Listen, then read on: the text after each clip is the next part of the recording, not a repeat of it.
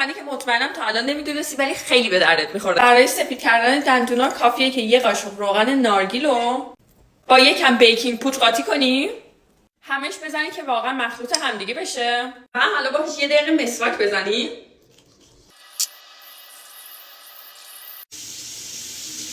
هفته یک بار با این ترکیب مسواک بزن و هر روز هم 2 بار مسواک نرمالتو بزن حداقل که دندونات سفید میشه. برای از بین بردن لکه‌های پوستت اگر که جوش داری و پوست خوبی نداری کافیه که یه دونه قاشق عسل رو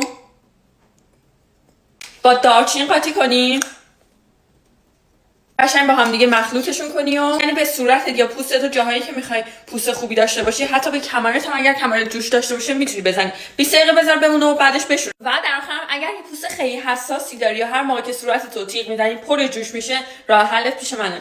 وازلین فردا میتونی از وازلین گیاهی هم مثل این استفاده کنی که از نفت برنده نمیشه. یکم میزنی روی صورتت قشنگ، بعدش هم با این تیغا حواستون باشه که تمیز باشه، صورتتو میزنی. بعد از اینکه صورتتو شیو کردی قشنگ صورتتو میشوری، اینجوری نه موهات زبر در میاد نه اینکه اصلا جوش میزنی و حساسیت میزنه صورتت. سیو کنو بفرست به دوستت که این ترفندا خیلی به دردش میخورن.